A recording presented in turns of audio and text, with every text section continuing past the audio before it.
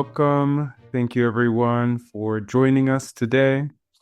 My name is Andres. I use he, they, él pronouns. I'm the board chair for Portland for All. Thank you for coming to today's Policy Talk. A little bit about Portland for All. Portland for All is a all-volunteer-run 501c4 nonprofit. We're united in our belief that there is a hopeful, positive, and inclusive future that is possible for our city. For many folks joining, this might be your first event for Portland for All. I know we're really excited about the turnout today. We have more than 200 folks on the call with us. Welcome. Thank you so much for taking time out of your day to join us in the heat during summer. I'm going to share just a quick bit about Portland for All and what we do, and then turn it over to our incredible panelists today. So Portland for All is a grassroots organization. We do community-based events. We have town halls where we hear directly from people about Portland, about the challenges they see facing our city and the ideas they have on how to solve them. We have monthly meetups alternating around town to provide a way for folks who want to get involved as a volunteer to connect. It's a great chance to learn how to get involved and become someone who helps run this organization. Policy Talks, that's what we're doing today. We bring together panels of experts who are doing the work to address the critical challenges we're facing. So through these, you have a chance to hear from some of our best and brightest about how we address the tough issues that we're facing as a city and as a region. And then Portland for All is a 501c4, which means we're able to do political activity, endorse candidates, and promote leaders who are best equipped and committed to addressing the major challenges facing our city. We know that politics can feel divisive, especially today. But we also know that electeds have power and the ability to make critical decisions to shape the world we live in. All of our work is led by volunteers. If this sounds like something that you would like to be a part of, you can reach out to hello@Portland for All to join us. One last thing before I open it up to our incredible panelists. As a volunteer organization, all of our events are put on by folks, and we really rely on support and donations to keep this going. So if today's conversation and our work more broadly is meaningful to you, I would love if you were able to donate whatever amount is meaningful. I put the link there in the chat. Thank you all for your support, for being here for this important conversation. And with that, we're excited to get started with tonight's panel. At any point during the event, you can use the Q&A function to submit questions. And then as we make our way through today's panel, we'll be asking audience questions to our panelists. So please be sure to use that. The first thing I want to do is welcome each of our panelists and give them a chance to introduce themselves and a little bit about how they came to this work. So first, I'll turn it over to Ana Muñoz. Thank you, Andres. Thank you for having me here. It's a pleasure. I always want to do these things in person, but this works because I see the number of people watching this. So thank you, everyone who's present. My name is Ana Muñoz. I'm Director of Community Defense at Latino Network. I was born in Mexico. My parents migrated to the U.S. In the 70s. First to Chicago, Illinois, and then to Los Angeles, California, where I was raised. My parents worked through different jobs in factories, textile within the LA area. And about 30 years ago, I moved to Oregon, and I've been here ever since, where I was able to complete my education. I'm an educator by profession. I hold 2 master's degrees, one in education and the other one in Spanish language teaching. I have experience in teaching at the high school level, at the community college level. And currently, as Director of Community Defense, I've been at Latino Network for over 11 years, serving Multnomah County, in parts of Clackamas County and Washington County in this effort with Oregon for All and Community Defense. Thank you. Thank you, Ana, and thank you for being here today. Next, I'll turn it over to Isa Peña. Thanks, Andres, and thank you all so much for being here today. And thanks, Portland, for hosting this great event. I see so many people are here, and just feeling very, very grateful that so many of you really care about this issue. As Andres mentioned, my name is Isa Peña. I am the Director of Strategy at Innovation Law Lab. I'm also one of the tri-chairs for Oregon for All, the coalition. And I also sit on the executive committee for Oregon Worker Relief. I use she, her, ella pronouns. But my most important title is that I am the proud daughter of two immigrant Oregonians who have lived in Oregon for over 27 years. Coming from a mixed status family, I always knew that my family had different privileges or lacked privileges and different access than others, and felt that, seeing firsthand and feeling firsthand the inequities, both in school, work, healthcare, and our ability to access basic needs because of our, mixed status family. I knew that I wanted to get in and really support my immigrant community and support immigrant Oregonians at large, and really wanted to make a change in my community to make sure that they had access to resources. I've been doing immigrant justice work for over a decade, but have been at Innovation Law Lab for a little over 4 years, and I'm just really, really thankful that I get to share this great space with Romeo and Anna, who are great champions of our immigrant community as well. Thank you. Thank you. And last, excited to introduce Romeo Sosa. If you'd like to share a little bit about yourself and how you came to this work. Sure. Thank you for the salsa, Andres. Was enjoyed it. Yeah, my name is Romeo Sosa. I'm from Guatemala. I'm Maya Quiche. I speak Spanish as a second language. And I started my involvement in the struggle for justice since I grew up in Guatemala. I think I born and grew up in a civil war that there's a lot of injustice, killings happen there, and witness a lot of stuff, and and also injustice against indigenous communities, that because we speak another, like the Mayan language, we have faced discrimination and have to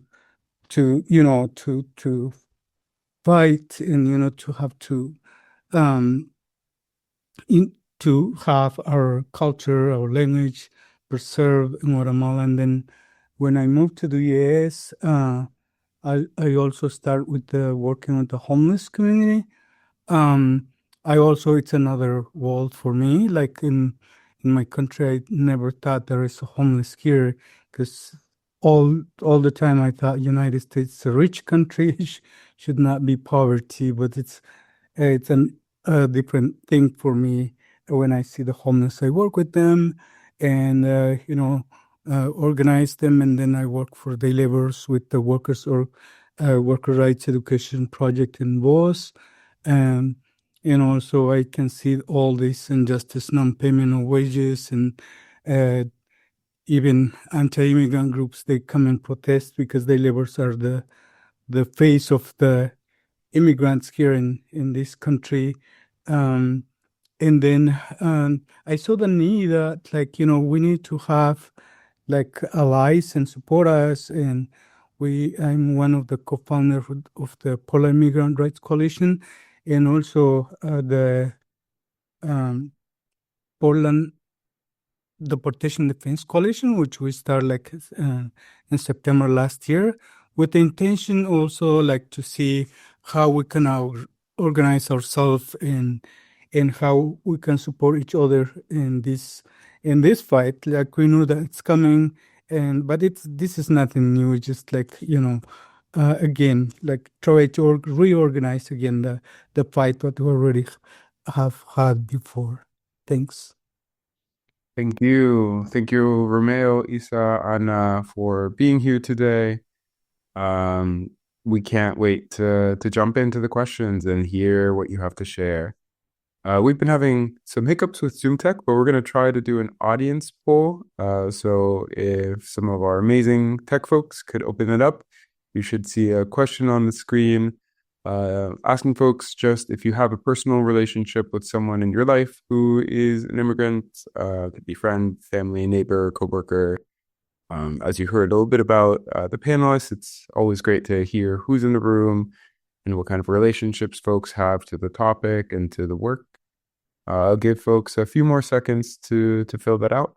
And then while we're here, I might as well share. I'm the son of a immigrant from Peru. My mom migrated here and had me on her own. So this is a topic that definitely touches each of us in different ways. Okay, last chance here to vote. And yes, being an immigrant is a personal connection to the question.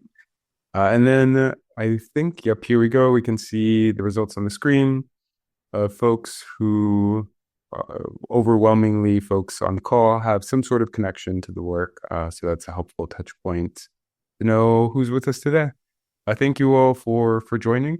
The first question we're going to ask for our panelists is, as we look around our world, as we read the headlines, we see a general sentiment that this is a dark time for many of our immigrant and refugee communities in Oregon.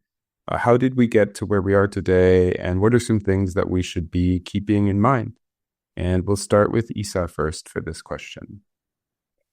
Thanks, Andres. I think it's important for us to really start by acknowledging that so many of the people who answered the poll have a personal connection to an immigrant or immigrant Oregonians. We know that our immigrant community is our family, our friends, they're our neighbors, our colleagues, and even the folks who maybe voted no. It may be that you don't even know that you are directly connected to an immigrant Oregonian. And so I think there are so many immigrants who have been, contributing a lot to our state, and there are so many immigrant Oregonians here in our state. And I think despite the incredible contributions of immigrants in our nation, I think the fact that many folks are from immigrant families and immigrants from generations, we've seen them be convenient scapegoats, particularly now for politicians who are trying to divide our community, right? Part of the question is the general sentiment is a really dark time for our community, but there is a concerted effort to really dehumanize our communities. And this is part of the vision and the anti-immigrant agenda that we have seen the MAGA movement really try to push. And those efforts are really done to divide us among racial lines, to divide us around immigrants and non-immigrants. And I think many of us and many of our immigrant communities are, sharing the same fate as white working folks, as low-income folks, of folks facing housing instability. There are so many intersections in our immigrant community, and yet we know that, this administration is using immigration to really, create an othering and control all of us. We know that there's a small group of people who want to push for power and want to control every aspect of American life, and they are starting with our immigrant community. But, as we have seen in LA, they are, snatching people regardless of immigration status. And so they may start with the othering of our immigrant community, but I think it is a dark time for our community, but I think it also pushes us to think about, who is next. And we have seen them take not U.S. citizen. We've seen them take U.S. citizens. We've seen them try to arrest senators. And so I think this is really a moment for us to come together to protect our immigrant community as best we can. I also just want to add that here in Oregon, while I think some of my colleagues are going to share a little bit about our history, I think we've made really good strides to support our immigrant community.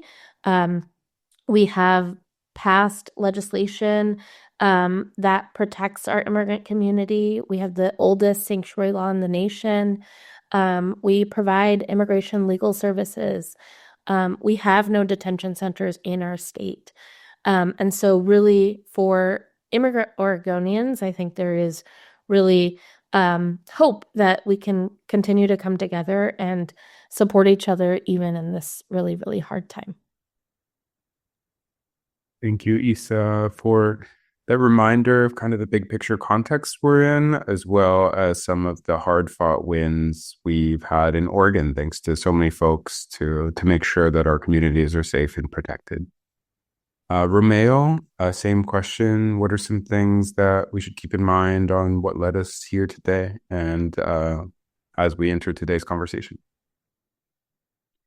Yeah, thank you again. I think for me, this didn't happen overnight. The colonization of immigrants, it's happened for many years. It's not starting under Obama or Trump administration, but it's before that. It's like, people, their deportation and detention, it's nothing new for us as immigrants. And I remember when I came to the U.S., people, they're afraid for raids, and it was like a big raids that happened in workplaces. And then they changed to individual detentions, which we have seen here. But also, we need to recognize that one of the biggest raids happened here in Portland. It was in 2007 with the Del Monte raid. I think a lot of people, they know about that. 165 people, 67 people, they got detained on that. And this is one of the biggest raid in the history of Portland, and we should know that too. And I think one of the things I have noticed in the last few months after the election of the new administration, MAGA is just openly come out. Yeah, they don't have any. They're not afraid anymore, and they're just openly dehumanize or discriminate or even attacking immigrants, especially like me, look like indigenous, Black, or whatever, Latina, or other vulnerable groups. For me, the dehumanization, it's pretty more clear now.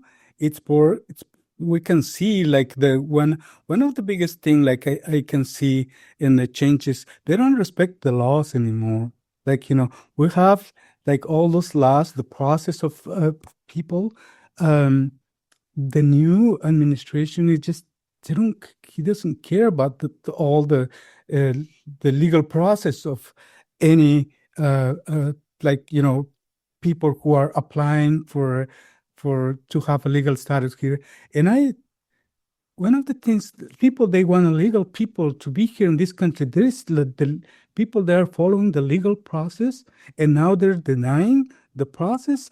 So I think this is something that we need to think, as all of us. And I think it's not only immigrants is involved in this. The effort to change our reality is not only immigrants, but the whole people, the U.S. people who live in this country, because the majority of people elected a fascist government, and this is what we have, and we need to, if we know what's going on right now, so we need to unite effort, not only the immigrants, but the whole community to make that change that we need here in this country.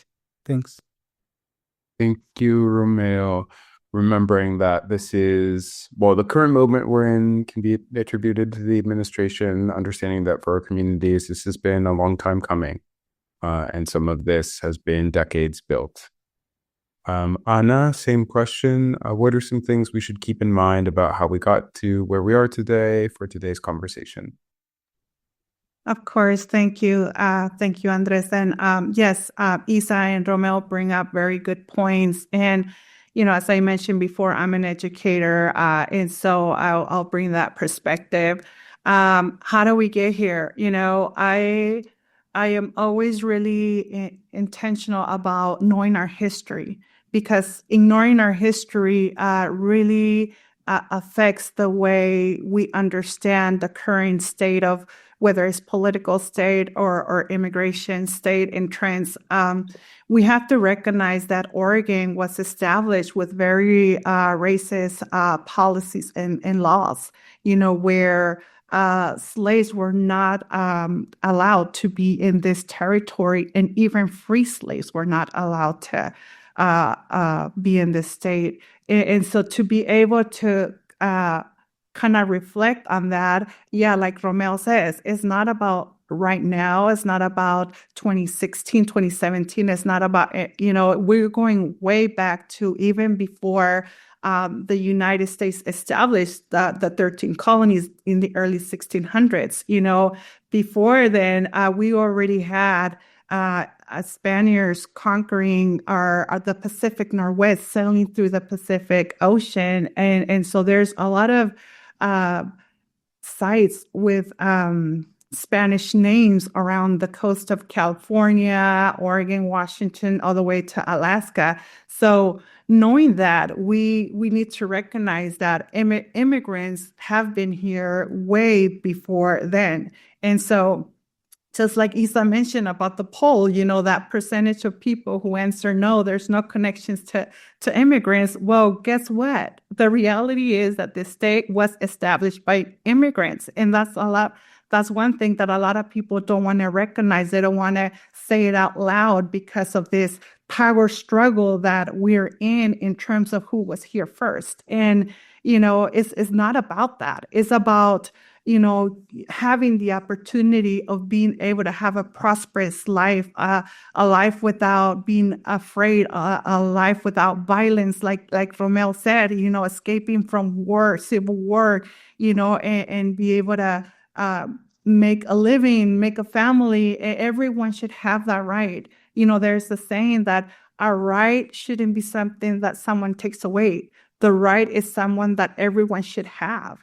And how do we voice that? How do we message that in ways that people understand that immigration is part of this evolving of communities, or our cities, our states, our countries, and that has been happening all along. It's not something new, but how do we kind of embrace it in ways that, we welcome everyone. We welcome everyone in our schools, in our healthcare centers, in our just anywhere we go within our communities. It's very, this type of messaging of being anti-immigrant was hidden for a very long time. It existed all along, but it was hidden. And it wasn't until the first term of the Trump administration where we start hearing this anti-immigrant messages out loud, in our networks, in our social media, in TV, in radio, and then people realize, oh, wait a minute, we can say this out loud. And so now people are attacking immigrants in ways that, they're causing these chaotic times and fears that is gone out of control, because our leaders in the federal level are pushing those messages, those anti-immigrant messages, and it is hurtful. It's very hurtful for everyone.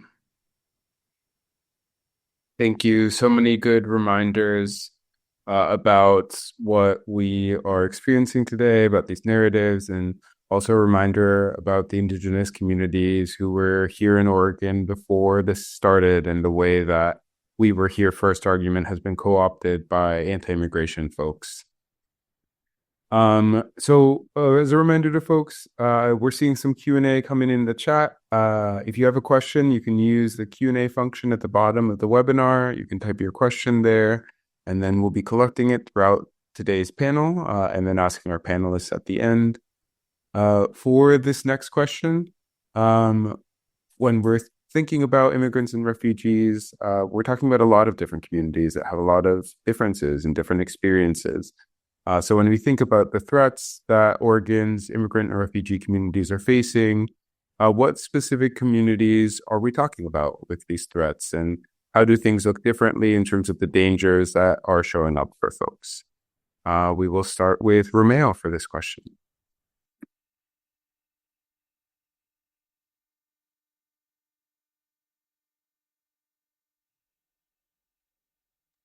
Romeo, creo que está en mute. Tengo que repetir otra vez. Sorry. I think when we talk about immigrants and refugees, I think we need to also recognize about like that people come from all the world, from the Middle East, Asia, and Europe, and everywhere. And we are not only Latinos, as I remember, like some of the people here when I got here in the U.S., they call us like any brown, short like me. They call him Mexican, even if I'm from Guatemala. And my friend, he's from Ecuador also. They call him Mexican. So I think, we need to recognize that immigration, we come from all over the world. And I think what is changed right now is the rise of MAGA. The style politics has made this threat more open than and more aggressive. But also, I think they try to intimidate, creating fear in the community.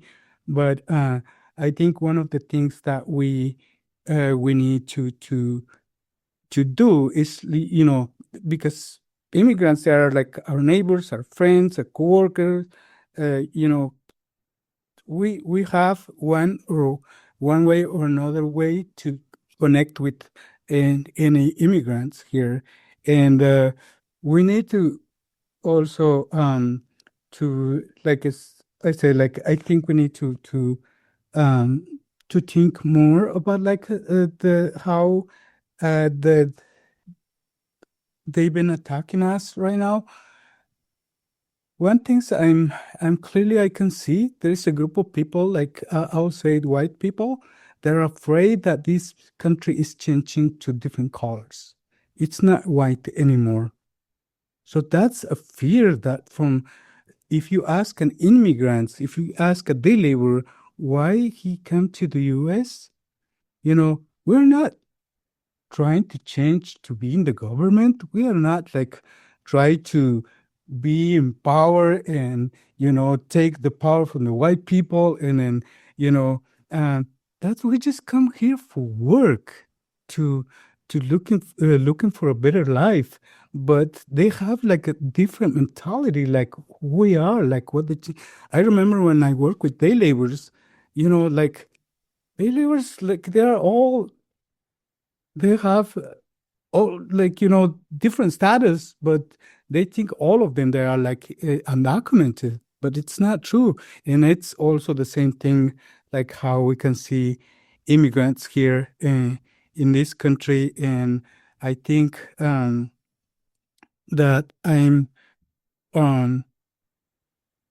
that what I was saying about like it's kind of dangerous for us to see how things is changing in our community, and how people they're just openly starting more violence against our community. I can see the news in Los Angeles and everywhere, the tactics that the ICE is using. They're like, it's brutal. It's like inhumane. How can people being treated like that? And you only think that you have done is to come here to work or looking for work here in this country. But that's one of the things, like, I don't really get it. Thanks. No, thank you, Romeo. I think there's so many important points there. I'm definitely familiar with how folks can collapse all of the different Latina communities to Mexican, how folks can paint with a broad brush, and some of the differences you're talking about of how legal status and how people's different legal statuses are affected differently, I think is really important to how we think about the risk and threats that folks are facing. Anna, same question. How can we think about the specific communities and the dangers that each different community is facing? Yeah, I think initially, just going back on the messaging from Trump's campaign, just calling out criminals to, immigrants that were coming in, and just like specifically, referring to Mexican immigrants, we thought, well, okay, well, he's thinking criminals, right? So I think a lot of all along we thought, okay, well, high profile criminals are the ones that are going to be targeted. Those that have been mentioned, in terms of being part of organized crime gangs, such as, the Tren de Aragua, or the drug traffickers, or the maras, that's what we thought, they were going to be targeted. Yet we didn't know, in terms of like a specific profiling in how they were going to identify these criminals without actually having any sort of basis. But little did we know that that was not the case. That was the excuse to be able to plan this mass deportations. But what really ended up happening was that they were anyone that is an immigrant was identified as a criminal, because apparently being here in the United States is a crime. And so, we started seeing what was happening in our communities where, like Romeo said, workers, coming out of their homes, going to work, they were being detained. They were driving to work, they were being detained, people being detained at their work site. And so then we started realizing, well, no, the criminal piece was just an excuse, and now it's just anyone who is brown, anyone who speaks a different language who's being targeted. And it's devastating. It's devastating to be in this fight with the system that it's really tearing families apart. I mean, like it was said, our neighbors, our family members, our co-workers, we are being affected. And so, yeah, the profiling it started with a very general sense of who was going to be detained, where, now the reality is that really anybody is at risk. And it's scary. We have families who are afraid to send their kiddos to school, or even they're missing their doctor's appointment, or even going to the grocery store is a challenge. And yeah, a lot of families are going back in the shadows. They don't want to be, out there exposed to any potential or any possibility of being targeted, detained, and possibly, kidnapped, because that's what we're calling it. A lot of our immigrants who are being detained, sometimes we don't even know where are they being taken. And so it's a task for us to trace and find these people who are being detained, and it's the work that we're all in, and we're not going to quit. Thank you, Anna. So many important things there about how the public has been misled, and how we have to really be clear on correcting the narrative about who's being targeted. Isa, same question. What should we be thinking about in terms of specific communities and dangers? Yeah, thank you. I think it's important for us to really understand that our immigration system, our existing immigration system, is really set up to deport people more than it is to set up to help people. And so the system is set up that way, and it is very, very complicated. There are, different statuses that have been created to create different levels of access and different, I think, hierarchies between immigrant communities, all as a way to really divide us, right? There are people who are legal permanent residents who have access to more things than folks who have temporary protected status, who maybe have access to more resources than folks who are, just have a work permit or here on a visa, right? There are different levels of statuses that I think are also complicate this system. And I think a lot of that means that there is really different levels of harm that people can suffer from the increased targeting that we're seeing. I also just want to add that, we are seeing people being targeted at places like courthouses, at places like ICE check-ins. And these are required check-ins, right? These are the places where the government has told people this is how you apply for asylum. This is how you adjust status. And yet these are the places that they are being targeted. And so we know that there is just an increased risk for our entire immigrant community.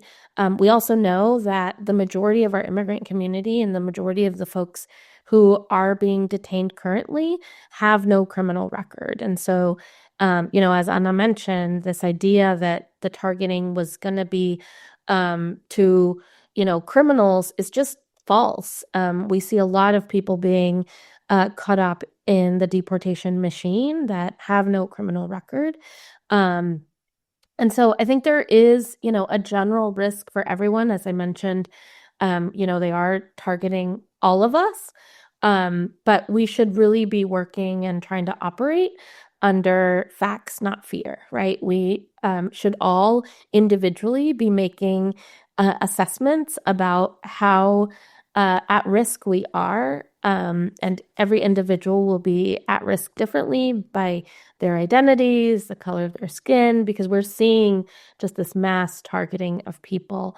And so, I think there's multiple layers in which our community is being targeted, and we have to do everything that we can to assess our own risk, but also to assess the risk of our neighbors and our families and our friends and find ways to support them.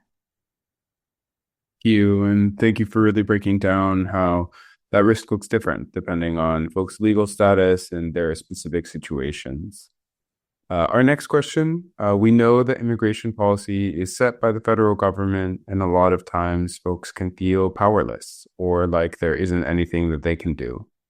What are some tangible ways that the folks on this call can take action to support their neighbors and their community members in this moment? And we'll start with Anna for this question.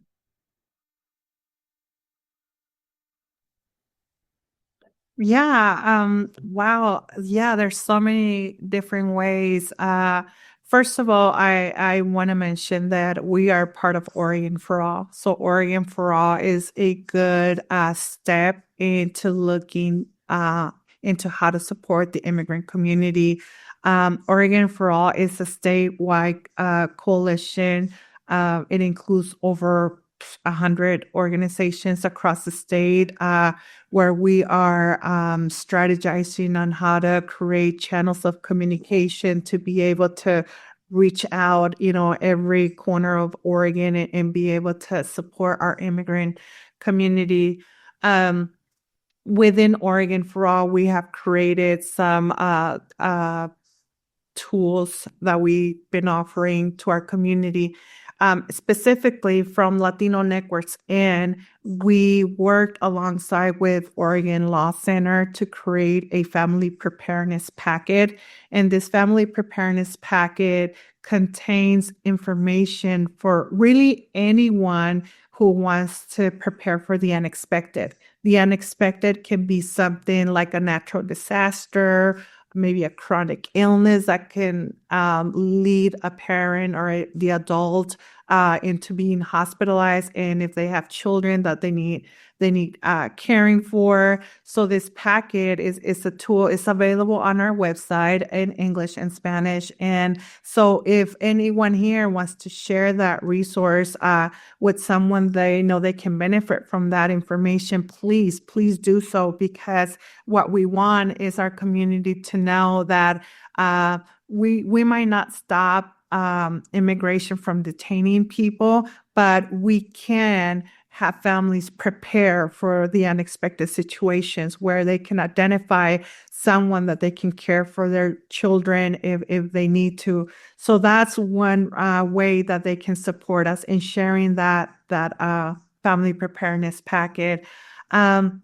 We also have established several opportunities where people can volunteer with us by being legal observers, by being verifiers, by being, at events where they can serve as the layer of safety that our community needs. Because right now, we see and hear that when there's public events, our community is hesitant to attend because of the fear.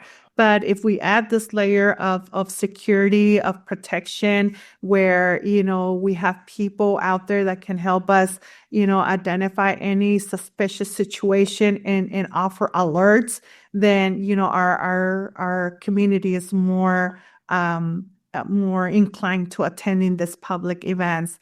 And I'll stop there because there's a lot more that I want my fellow colleagues here to share. Thank you so much. And thank you for sharing those incredible resources from Oregon for All. We put those in the chat so people have access to them. Isa, same question. What are ways that folks can get involved and do something? Yeah, I think, Anna shared a lot of really great ways for folks to be able to get involved.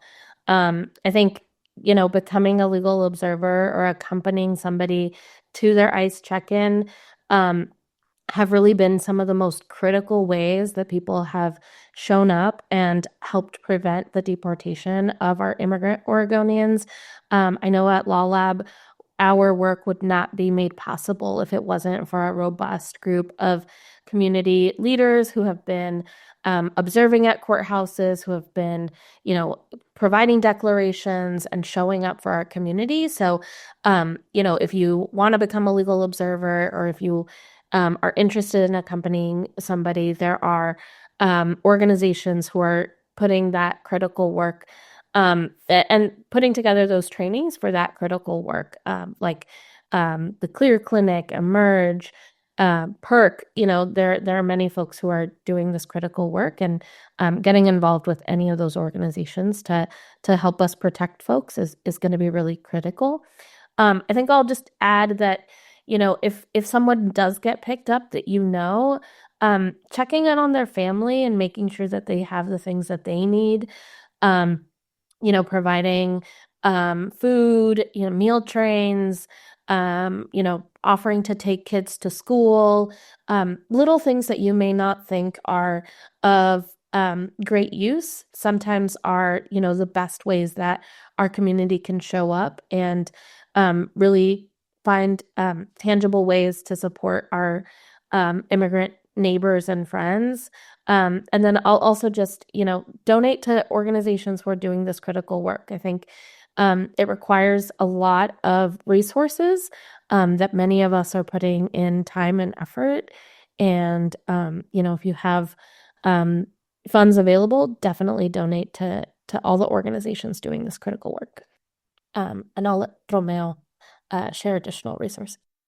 Thank you, Isa. Such a good reminder that when we talk about immigration, we talk about these big systemic things, but really it affects people and it affects families. And so thinking of the ways that you can support specific people and their families is really critical in this time. Romeo, same question. What are some ways that folks can get involved? I think we start in each community is that where you live, start organizing yourself there. I remember when we started the coalitions before, we don't know where to start, but we just create a list of people who are interested in create of that and what we should do. So we create ideas, how we can, support each other. And I saw some ideas in Chicago. I live in Chicago too. Some of the people they call fiestas de cuadras, which each block, they take care of each other. They have their numbers.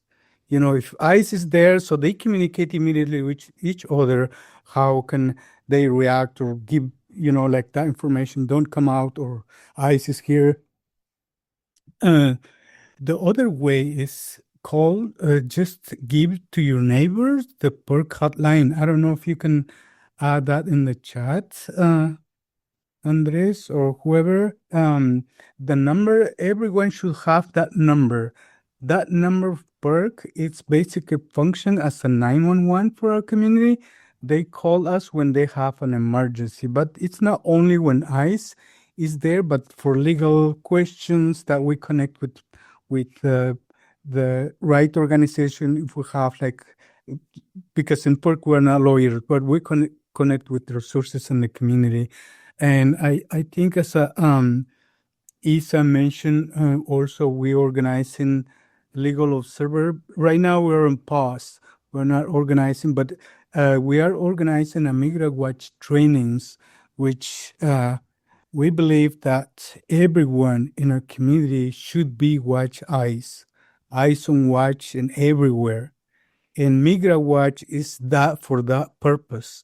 So what does that mean, Migra Watch? It's basically like we call la vigilancia del pueblo. It's from the people to the people. We need to defend ourselves because in moments when ICE show up, we don't have a lawyer with us. We don't have an organization who represents us, just us. One of the things is exercise your rights. This is your rights because in that moment, nobody's with you. So the only way you can defend yourself is that, and also, organizing the Migra Watch in the neighbors. We just organized the first Migra Watch in Seaside about 2 weeks ago, and we want to expand everywhere in the state. And I think we don't have any date yet, like where is going to be the next Migra Watch training, but you should be able to maybe to get from Andres. I don't know, Andres, if you have contact with everyone, but I will send it to Andres, the new dates, because also we have a big demands of Migra Watch, legal observer, verifiers for PERC, and we don't really have much the capacity. In the last training, we have more than 370 people, they sign up. And our Zoom account is only 400, but now we are getting that, let's pay more for 500 people. So we should have access for more people now. But that's one of the other way you can be involved.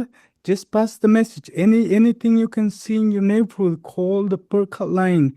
It's an easy way to do. Also, you can make a donation to PERC. PERC is we just started as a small organization, only 2 staff there, and you can donate to in our website.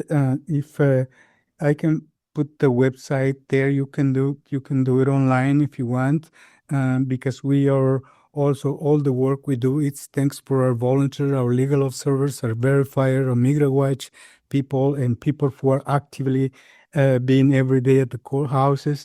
So we depend a lot on volunteers, but we need more capacity, and also we need your support. And the other way, I'm just thinking out loud about what's going on in Los Angeles right now. Our community come out, even the military are on the street. Confront them, take a picture, record them. All the human rights violation, anybody can record that, and you can send it to us in PERC or to the family who wants to demand ICE or the military or anything. That's things you can do. You can protest everywhere. Like, we don't want ICE and everywhere in our neighborhood, and we would like to abolish ICE everywhere. But also, like other organizations like Emerge, the dual confinement program too. If you want, just go with that person to his ICE check-in. You need to receive some kind of a training, and you can be on like giving you a date where you can go and they can connect you with the person who has a ICE check-in, because ICE check-ins right now, it's kind of one of the places that ICE is arresting people, detaining people. Like yesterday we have a detention, and we need more people to support us, even just to pass a flyer outside of the ICE building, the facility building, or even if you have a time, just go around the courthouse, driving around and see if you can see a suspicious car, like with the mask or without plates. You can do that. You can do that anytime, and you can send us. There is many ways that you can do. You can make a change in our community, and that's what I'm. One of the things that it comes to my mind. Like there is a lot of organization too you can connect with. Like they do a lot of work against anti-immigrant bills in our states, in our cities. So just be plugged with any organization, or with work with Oregon for All, Emerge, whatever is that thing. I think one of the things that, like, if you have a legal status here, use that privilege, to support immigrants, because the vulnerable people, they need you. We need you. In this critical moment, you can do a lot of stuff, except people who doesn't have documentation. They're persecuted right now, but you have that privilege to do anything. And like all the lists I mentioned to you, you can do that. Even just a little thing, like it's part of the moment. If you believe in the immigrant rights, just do any one of the lists that I give it to you. Thanks. Thank you, Romeo. So many good examples of ways to get involved. We will post some of the resources and ways to get involved on our Instagram. And then we will also be doing a follow-up email to folks to let you know about all of the resources and trainings that are coming up. And then there have been questions. The PERC hotline is statewide, so that number is good for the entire state of Oregon. The last question we'll ask our panelists before opening it up to some of our audience questions. When we're talking about immigration or refugees, there can be a lot of pitfalls. So what are some common misconceptions that you see come up, and how we should be talking and thinking about this topic? And we'll start with Isa for this one. Yeah, I mean, I think we've shared a little bit about some of the misconceptions. I think we have seen our immigrant community really be criminalized in the media, and really this, concerted effort being made by the administration to criminalize migrating. And I think it's critical and important for people to know that migrating from one place to another is not a crime. It's actually a civil offense. And that is part of the reason why if you are, going through an immigration process, you are not afforded an attorney like you would if you had committed a crime. And so because our immigrant community is being criminalized, I think there's more and more misconceptions being made about, who criminals are, and really pushing this narrative that our immigrant community is committing crimes, when the reality is that migrating is not a crime. I think there's also the misconception that, folks should do it the right way, right? But the reality is, as I shared before, the system is really set up to deport people. It's set up so that people spend a lot of time, many years. We've seen people, in their immigration process for 15, 20 years. trying to adjust status. And so there is often no real right way. And in doing things the right way, which is, following the processes outlined, a lot of the times we're actually right now seeing the administration not even follow their own laws, right? They are picking people up with, unmarked vehicles in masks. They are not, picking people up because they have a deportation order. They're just picking people up, outside the courthouse or at their check-ins. And so I think that is a misconception that if you do things the right way, that you will have a path. But I think at this point, we are seeing just extreme targeting that is really, really harmful. Thank you, Isa. I think that note that even folks who are doing everything right are still being targeted and at risk is really, really key. Romeo, same question. What are some misconceptions that we need to keep in mind?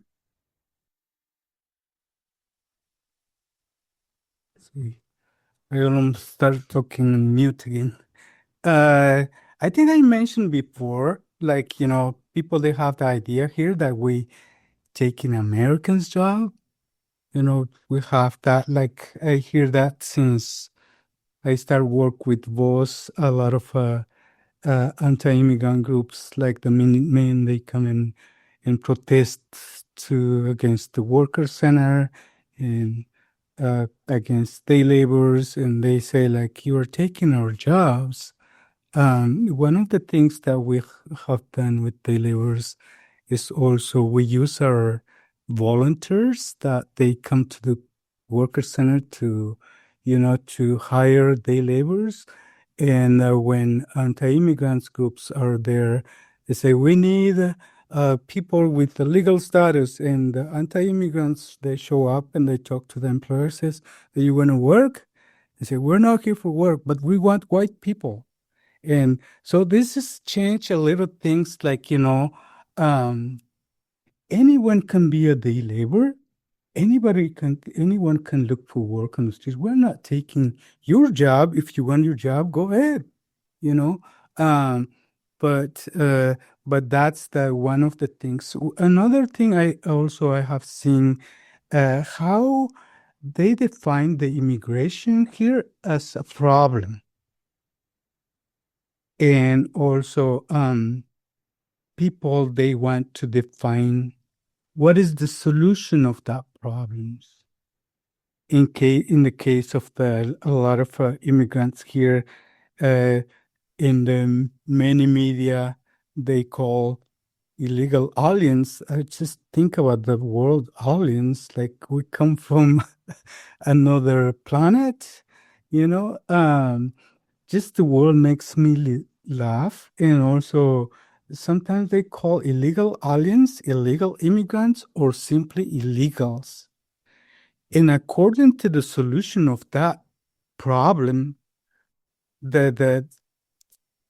how the solution is just to criminalize that problem, and because they define that problem as a criminal, as an outsider, as an invader, as a troublemaker, that make the quality of the life in the community pretty low, and people should not be worth to work in our labor protection here in the U.S. So the solution they propose is basically the detention and deportation and criminalization of people.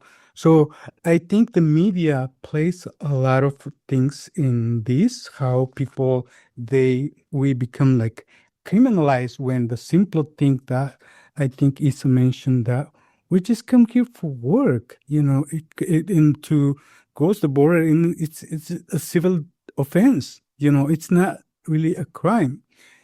So things, but they have that mentality here that taking our jobs, and they should out of here because that's Americans' job. That's what they told us when I was working with day laborers. That's Americans' job. You're taking us our jobs. So I think that's kind of the what I hear in meets about like immigrants, and I just want to bring it up that the media it play an important role in giving that idea and make people think that yes, definitely they don't need to be here. They should be deported, all of them. Thank you, Romeo. Such an important reminder on where these narratives come from and how damaging and difficult they can be to get rid of. So we need to be really thoughtful about the way we talk about it. Ana, last thing to you, and then we'll be turning it over to some audience questions. What are some misconceptions and things to think about? I think what I'm going to add is, a lot of times I'm going to just say that I'm not a full expert on the Latino community. So anyone who claims to speak on behalf of the Latino community is only speaking from their point of view. So I'm speaking from my point of view. And I say that because a lot of times when non-Latinos want to know, what's going on with immigration? What do you think about borders being closed or open? And it's like, well, I can give you my opinion. I'm not going to speak on behalf of everyone. And a lot of times, that those conversations are taken as if, this person just said the border should be closed for everyone. But, and so kind of following, also the rumors that are posted on social media about immigrants, are we going to fall into those traps of believing everything that is being posted on social media? And so a lot of that leads to misconceptions, leads to this lies about what the true story is of what is happening. And what I'll say is that the immigrant community and refugee community, we're not a burden to the system. On the contrary, we've said it once and we said it twice, and I'm not going to be tired of saying it. We come here to work. We come here to prosper. Our immigrant and refugee community includes teachers, lawyers, lawmakers, business owners, and so on and so forth. We are educated people who have, college degrees. So our immigrant community in Oregon contributes to the development of our society in many, many different ways. We pay taxes. Yes, we do pay taxes. Do we get anything in return? No, most likely not. And so that's something that people don't believe that that's a thing. And it is a thing. A lot of immigrants who use I-10 numbers to work, they do not get any taxes in return. Yeah, right. And so where does all that money go? To the efforts to attack us in return, And so, that the Trump administration is trying to tear us apart, our families, our communities. And for generations, immigrants in Oregon, we have cared for each other. We have grown food for our families, for our communities. We have played essential roles in our society. We have come to the rescue when there's natural disasters and whatnot. So we are contributors. And a lot of times all that is forgotten. Why? Because of the picture that is painted by our federal administration, and it's just very unfair, if I can use that word. We Oregonians, just like any Oregonians, and I'm speaking in general terms, we also deserve the opportunity to live in this state, to feel safe, to have a secure and protected life, and just, make our living here just like everywhere else. Our motto, or Oregon for All's motto, is Oregon is home.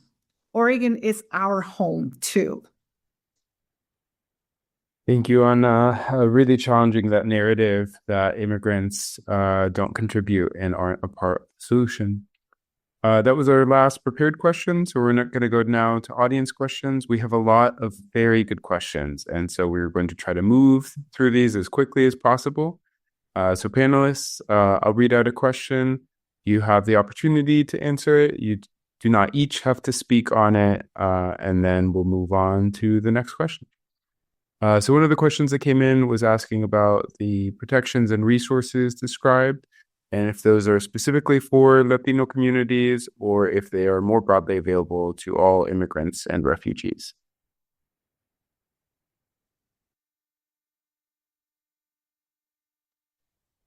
I'll jump in. They are all more broadly available. We, talked earlier about how we are not a monolith. We are not just the Latino community, and so they are available to all communities. And we are happy to support anybody who is, being persecuted by ICE. And so we do have some of our resources available in multiple languages. And if there is interpretation needs, we're happy to provide some of those as well. But yeah, they're available for anyone seeking protection and safety. Thank you. So important because we know that our immigrant communities are not just the Latina community. The next question, someone said they know some people in their faith community who'd be interested in accompanying people to check-ins or to doing ICE Watch. Can you say more about how this is helpful for the people who are going in for check-ins? So how is accompanying someone helpful? I think you can check the website of March. They have trainings there. So the how I'm not really involved in their program, but how is that work is I know that people they have their check-ins, they call in March. And so the people who are trained already to be accompagners, so they connect with the person doing his check-ins and decide where they can encounter. Sometimes they provide transportation to go to their check-ins. The job is basically to monitor if anything happened during his check-ins and be prepared to connect with people like other sources like lawyers in case they need, or maybe legal observers. We need to mobilize people or things like that. But they get trained before they do that, like the accompaniment program. Thank you.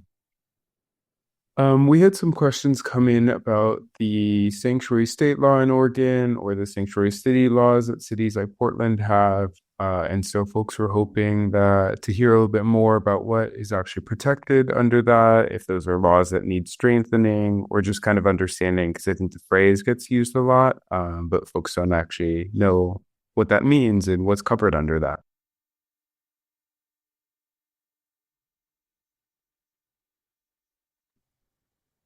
I'm happy to jump in, but my colleagues, please also jump in. So as I mentioned earlier, Oregon has the longest standing state sanctuary law and the oldest in the nation. And really what that means is that our local law enforcement and our state resources cannot be used for immigration enforcement. And what we mean by that is our local police cannot collaborate with ICE, our local jails cannot be used for immigrant detention, and public bodies, that includes state agencies, that includes facilities, they cannot be giving information to immigration officials for the purpose of immigration enforcement. And so we passed the oldest law in 1987, but we actually strengthened our state sanctuary law in 2021 with the passage of the Sanctuary Promise Act. And that really created an additional accountability measure. There is a statewide Sanctuary Promise hotline where folks can report Sanctuary Promise violations. So if you see a local law enforcement officer collaborating with immigration, you can actually report that to the Sanctuary Promise hotline, and the Department of Justice has to investigate. Additionally, part of the law indicates that if a state agency, a law enforcement agency, or anyone gets a request from ICE for collaboration, that they actually have to deny that request and report that request to the Department of Justice. And so it really was built so that our state resources are used for state purposes. We want to make sure that our local law enforcement is doing the things it needs to do here locally, and that our state facilities and resources are working for our state and not for the federal government. What it doesn't mean, though, is that immigration enforcement cannot be in the state. Because immigration and ICE is federal, they can be here in the state of Oregon, and they just have to pay for their own resources, and they have to bring their own teams to do that work. And so I think there is often a misconception that, ICE can't be here because we are a sanctuary state. They can, but they cannot use our state resources to do immigration enforcement. Thank you. Really helpful. And so it sounds like the restriction is really on that state or city not using their resources to support immigration activity, but they also can't do things to necessarily stop ICE or immigration services from being here. The next question we have is that there are a lot of folks on the call who don't live in Portland, and sometimes it feels like the volunteer opportunities or the organizing that's happening is all in Portland, but we know that the need exists around the state. So for folks in Washington County, in Clackamas County, in Salem, for Southern Oregon, are there opportunities for folks to get involved, or resources or work that's happening in those communities? Yes, of course. So through Oregon for All, like I said, we are over 100 organizations that are in this coalition working together across the state. And to be a verifier, for example, you don't have to be in any particular area, because verifier can be in person. So if we say, oh, there's a possible ICE activity in Newburgh or Astoria or Eugene, right? So our communication channels, we alert that and ask, okay, who's in Eugene? Who's in Astoria? Who's in, specific area? And that's where verifiers can respond and say, I'm there. I can be there in 2 minutes or 5 minutes, right? Or another form of verifying is what's going on in social media, for example, because there's a lot of rumors that are being reposted in social media of things that are not even part of our state, or ICE activity that happened 5 years ago or 2 years ago, right? And so if anyone catches any of that, there's trainings in terms of what to look for to make sure that you look into that post before you share it out, or before you respond to it as if it's something that is happening for real, right? So there's different forms of being a verifier, and that's one way that anyone can participate. Also the accompaniment program through Emerge, right? Obviously we have the Macadam building in Portland, where people go for any immigration process. There's one in Eugene, and so those are like the two main areas where people, if they're detained by ICE, they're taken into those facilities, right? So, or even people go to those two facilities for any immigration process. So accompaniment, volunteer people can accompany people to any of those facilities and support with driving them there and back and whatnot. There's a lot of opportunities, and there's a lot of just organizations who are working together. Me, for example, Latino Network, we are the lead organization through Oregon for All in the Multnomah County area. And we have those lead organizations in different parts of Oregon. So connecting with us, even if you connect with me and you're in Medford, I can look to see who's in Medford, so I can connect you in Medford, So there's a lot of ways. We have a very strong network, a very strong working efforts that we're building throughout the state, that no matter where you're at, there's opportunities for you to be a volunteer with us. Thank you, Anna. So many ways to get involved, and we'll be sharing some of those resources out after this call as well. Can I add another thing? So this is why the Migra Watch is important to take that training. Migra Watch is basically the legal observer part, without saying legal to part. I don't want to enter in that, but this is basically to give you the tools how to do a legal observer we call Migra Watch, but also in other different other cities, they have their own hotline number. I'm just going to give you an example. For example, in Yamhill County, they do have their own number there, and they have the legal observer. They have verifiers there. The only way that we can connect with us in PERC is just to notify them all back and forth. So we, in another group here in Salem, I'll say here because I'm here in Salem right now with my brother. They have another, rapid response group here. So the one way that we deal with one of the detention happened like a month ago here. So we just pass the message to them, and they mobilize their own people, and they go and observe, verify if it's true, and also they support maybe they're gonna support the family after a detention. So that's the way that we function. We not necessarily be in Portland, like you mentioned. You can be everywhere. So one of the things that we don't let the Migra Watch,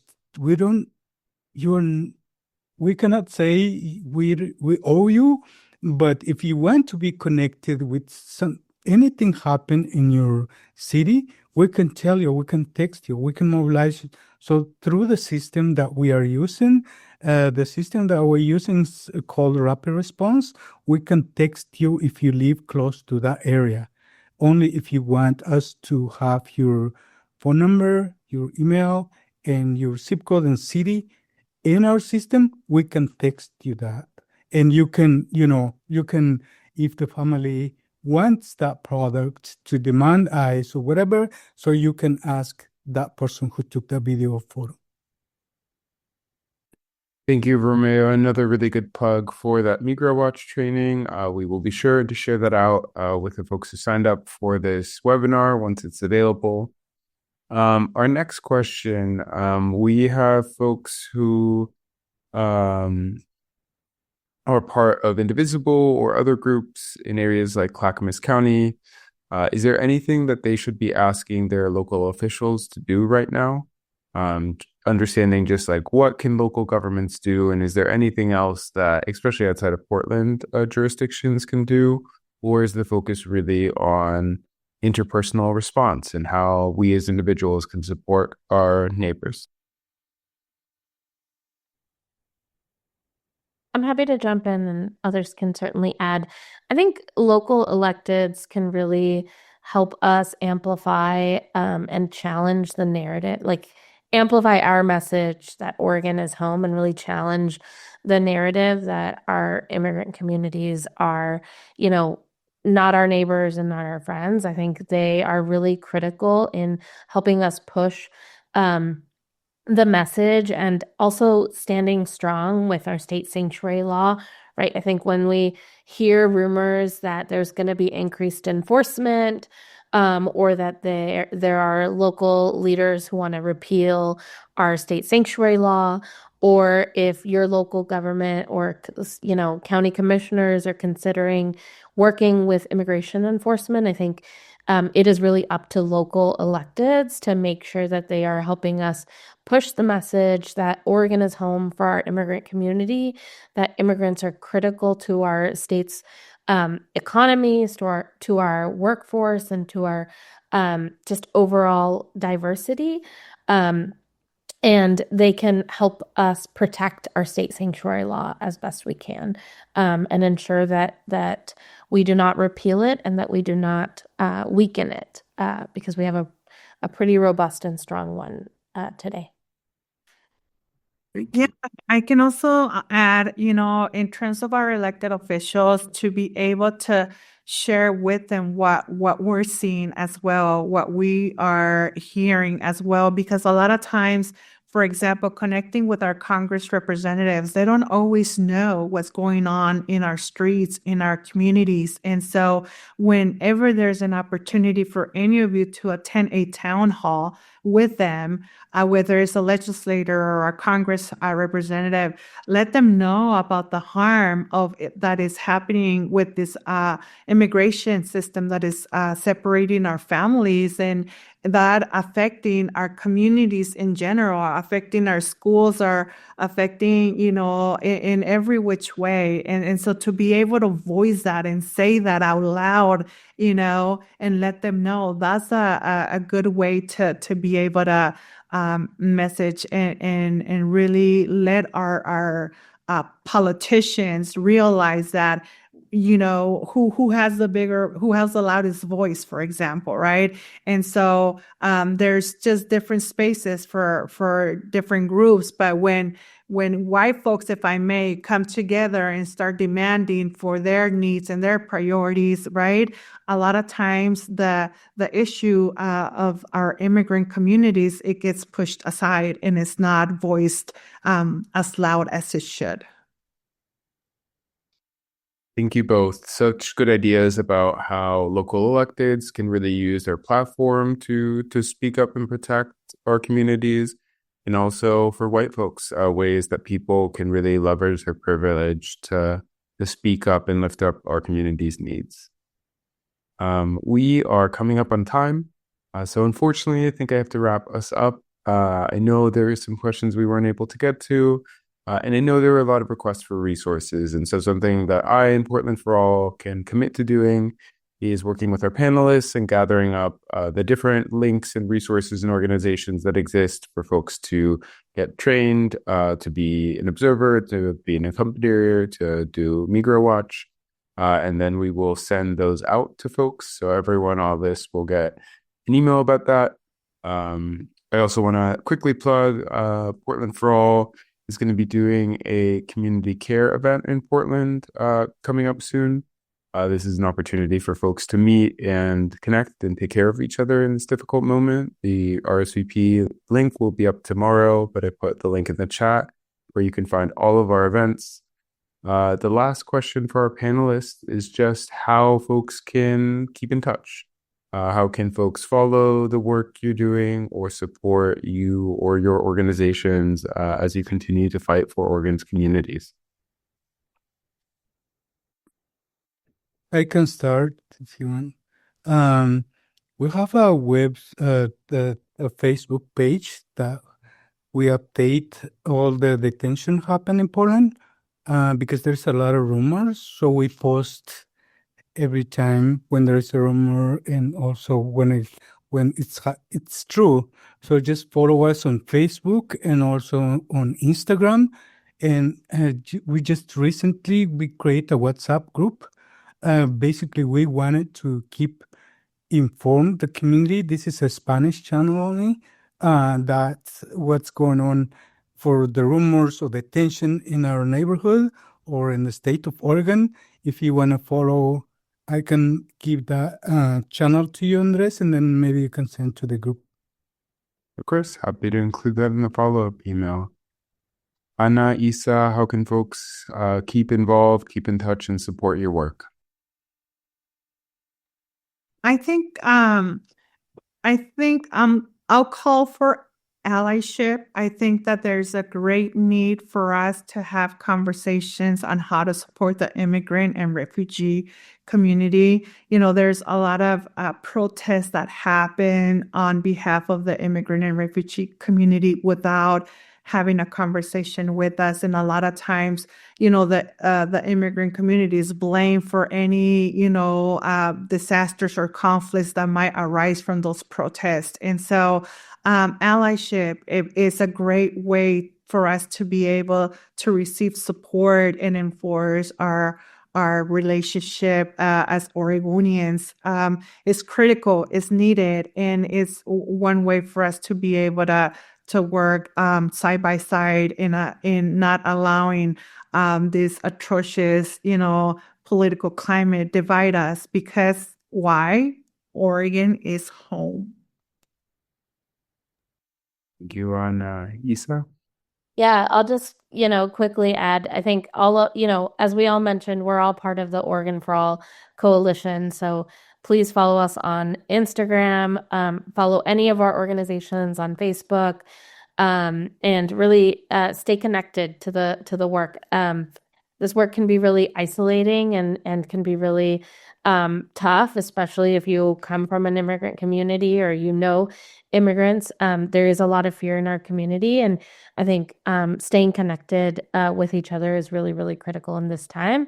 And so joining our coalition, if you're not a part of the coalition yet, showing up to any of the numerous resources that we all shared, I think is really, really critical into how to stay connected. Thank you so much to all of our incredible panelists for sharing your time with us tonight. Thank you to everyone who tuned in on a very hot summer weeknight to learn about how we can all support our neighbors. Until next time, take care.